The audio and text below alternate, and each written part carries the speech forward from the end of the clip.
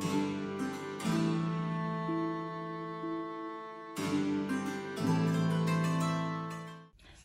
everybody! Today I thought we could take a look at the Arrtx Oros sketch markers in the 90b set.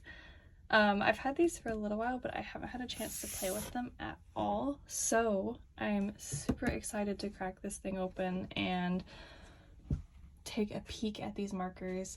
I apologize for like the weird stuff in the corners. This is my tripod and this is my marker case. I try and keep the background clean, but this box is huge. So let's go ahead and pop it open.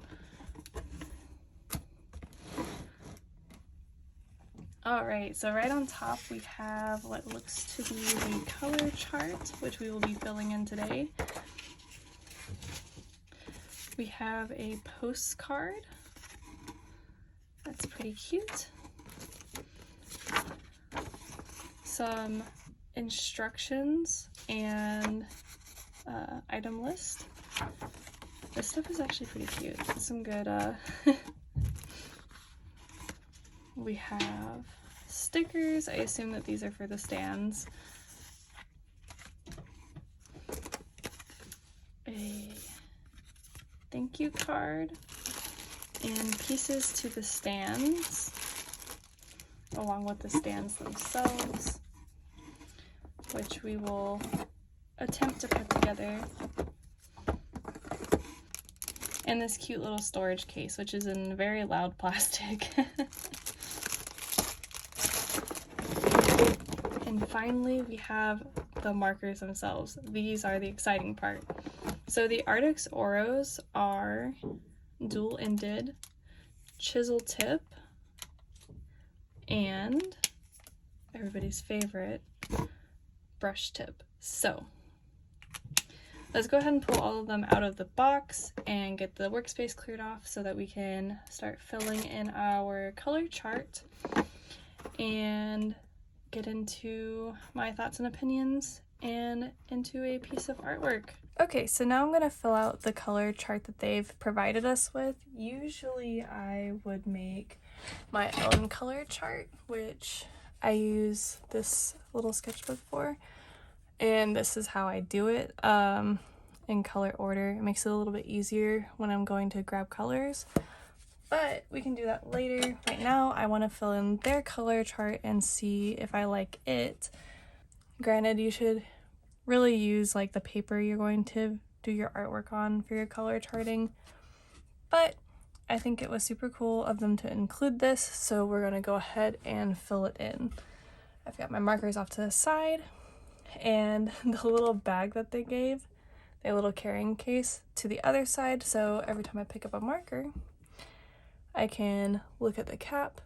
This is 145, find it on the paper right here, and fill it in, which is going to be really fun because this paper is just a little creased. So it might not be the neatest, and this paper does bleed a little bit. I can see that right away. But let's get started. Ooh. Okay, so I already see a problem. So like with this color, it's way too dark. So if I fill it in like all the way like I did with the pale lavender, I won't be able to see the color. So we're going to change this up a little bit, which means that my color chart's not going to be consistent. I'm going to cut the color off about halfway. That way with all the markers, we can still see the color code and the color name.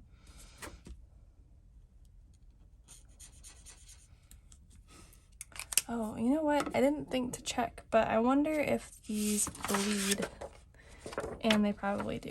So I don't want this on my desk, so I'm actually going to get a piece of paper to put underneath. Okay, so I've actually opted to use my cutting mat as a blotch card, because I don't really care if this gets messy. The other thing I'm noticing is that this is going to take a really long time to fill in because these are not really like in any particular order on here. The colors are not like in order by color code or anything. So every single time I pick up a marker, I have to like search for the color on the chart. At the end of the day, this ended up taking me 40 minutes to fill in this color chart. That does come down to the color chart organization and me randomly pulling markers out of the box to fill in the color chart. It just took a while to locate the colors that I was picking up sometimes until I got a little more familiar. I also ended up having to tape down my color chart because it was moving all over the place while I was trying to fill it in. So yeah, once I got the hang of it and kind of familiarized myself with the chart a little bit more, it got a little bit faster, but it still took me almost an hour to fill it in with all 90 colors. That's not a big deal though, and at the end of the day, I'm still glad that they provided a color chart at all. A lot of companies will not provide color charts, so you end up having to make your own anyway.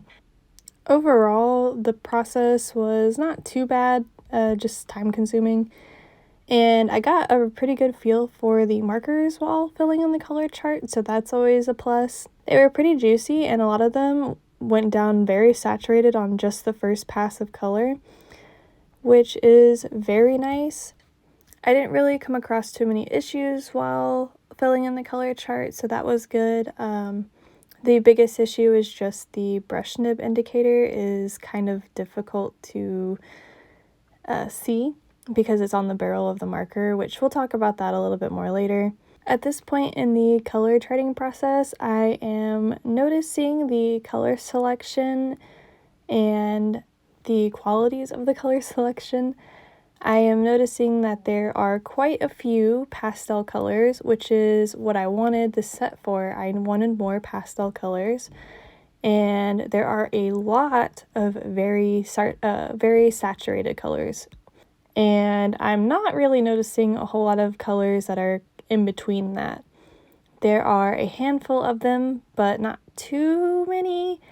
And for a complete set of markers, it is ideal to have a good healthy mix of pastels, saturated, and midtones. So that was a little disappointing, but not the end of the world.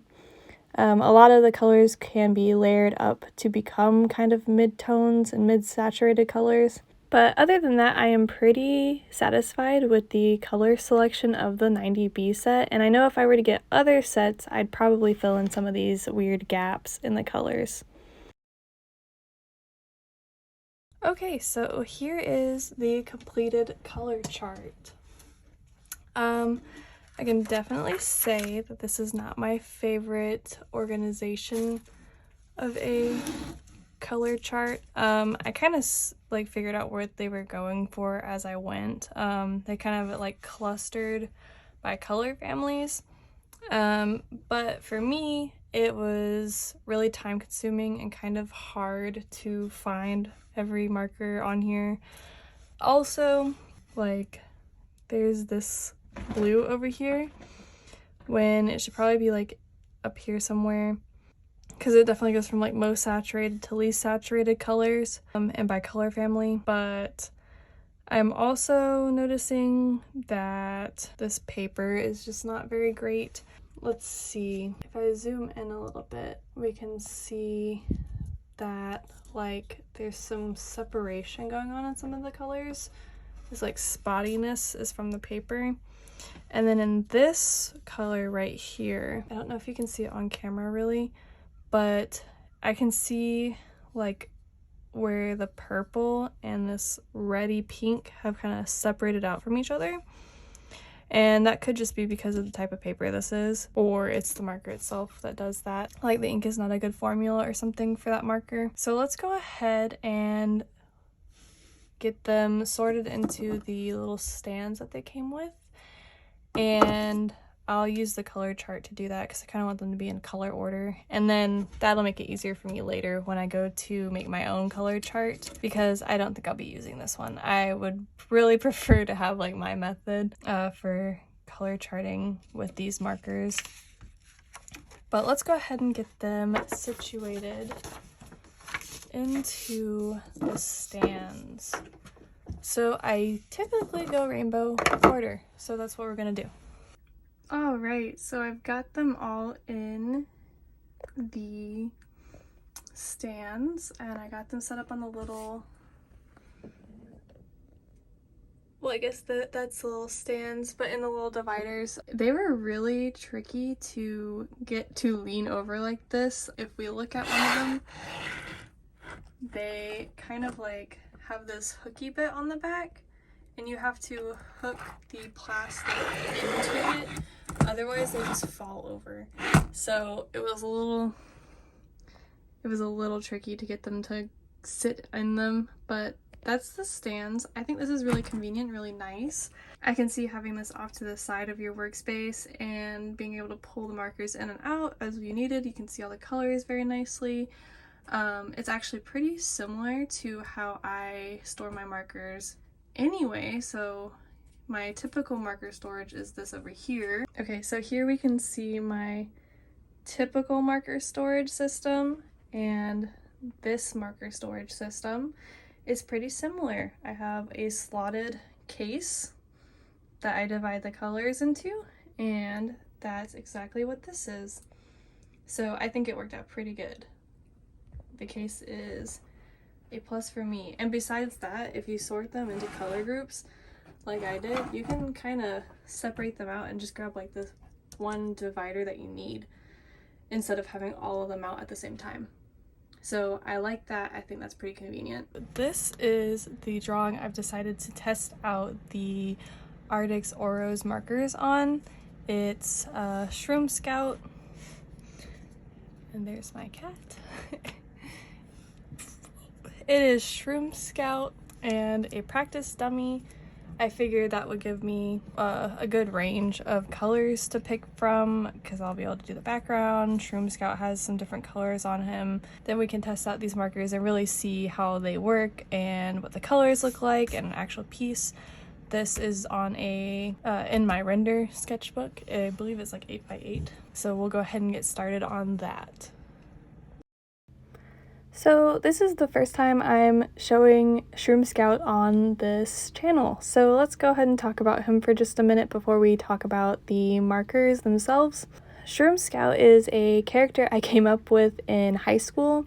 I came up with him in class one day, and I actually made a comic strip about Shroom Scout in my notebook.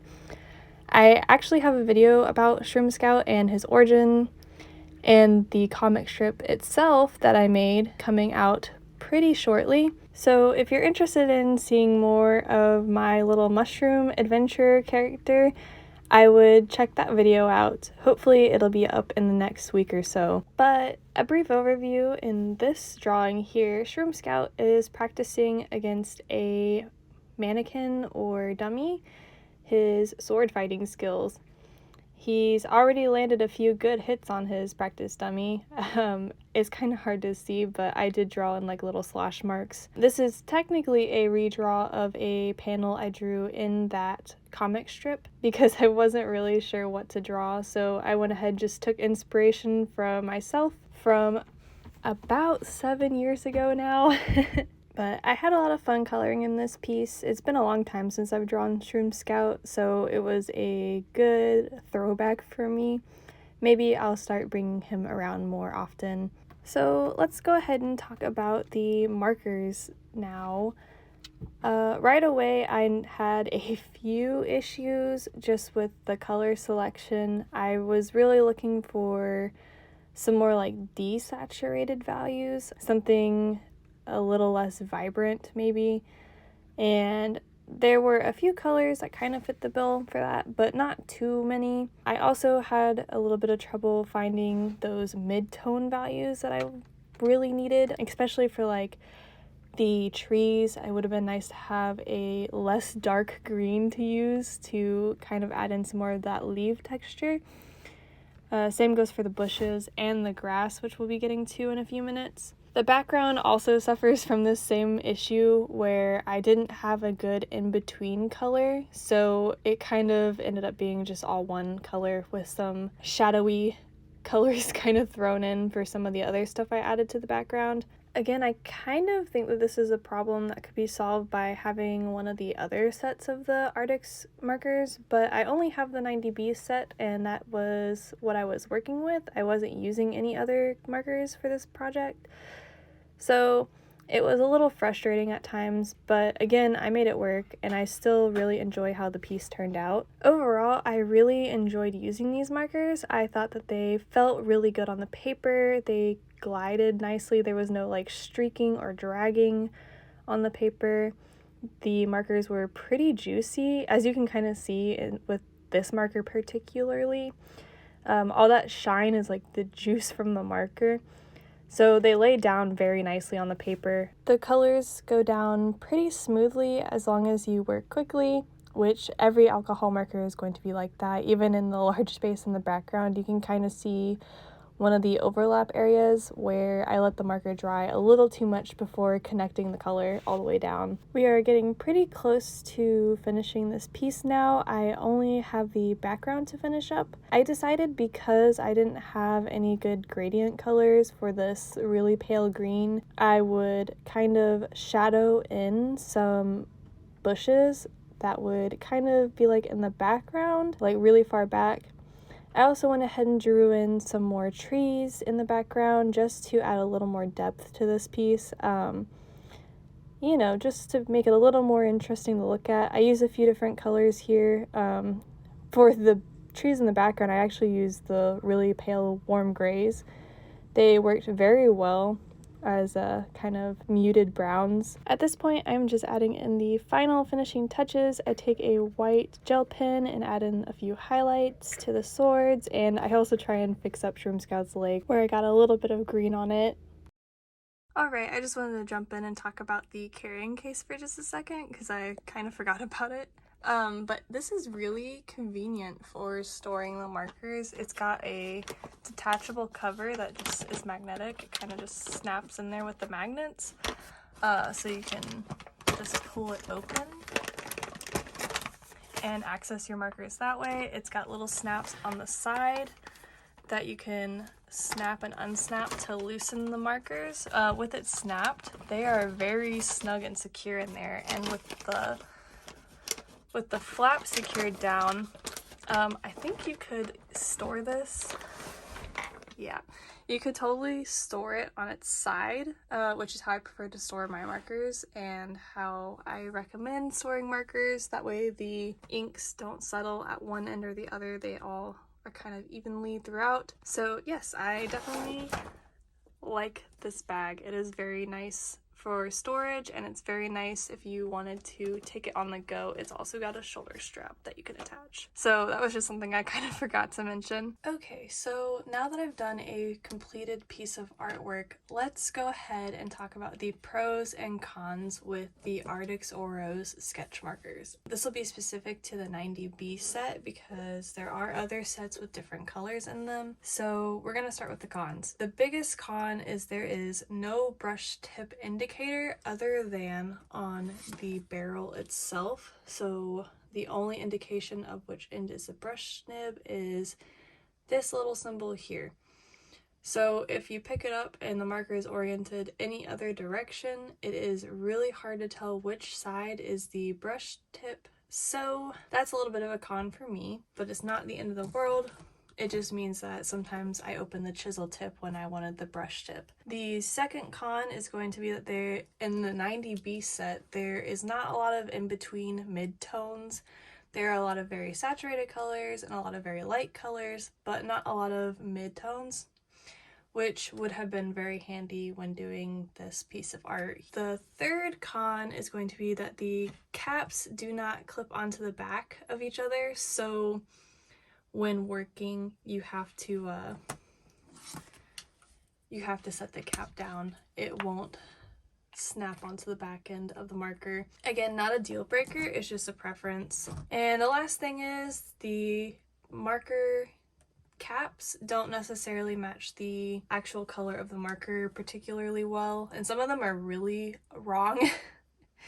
But again, this is all just packaging and design features that are not my favorite. The performance of the markers, on the other hand, I really enjoyed.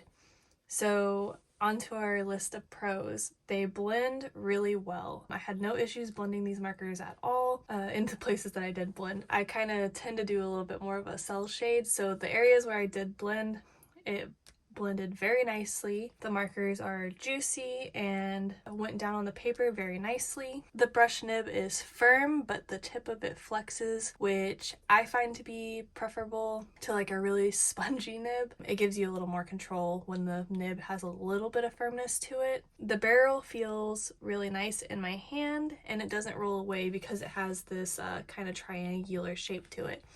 So again, I will say that there is a really good selection of dark colors and a really good selection of really pastel and light colors in the 90B set.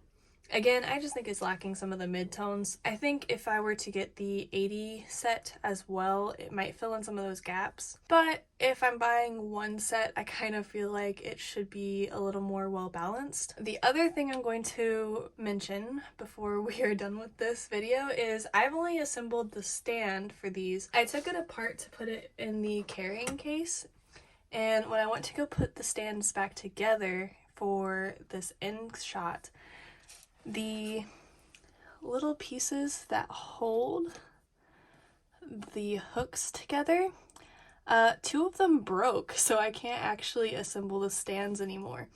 So I can put one side on and that's fine, but the other side of the stand is unusable because it's missing part of it.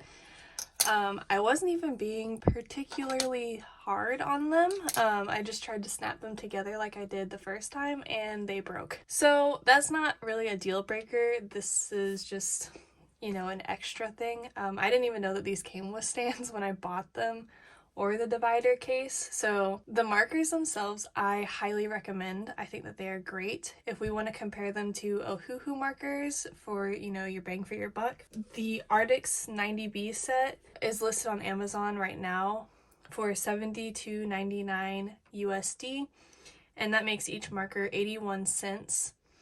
So in comparison to the Ohuhus, the most comparables that I could find was a 216 set for $169.99 USD, and that comes to 78 cents per marker. So the Arrtx markers are only 3 cents more than the Ohuhus, so I really think that they are worthwhile for trying out if you want to. Like I said, they performed extremely well. I just think that the set is lacking in some of the color departments, but that's not a deal breaker, and I really enjoyed using the markers themselves in my artwork today. So yeah, that's it on the Arrtx Oros 90b set. I hope you guys enjoyed watching, and you'll catch the next video. Alright, bye!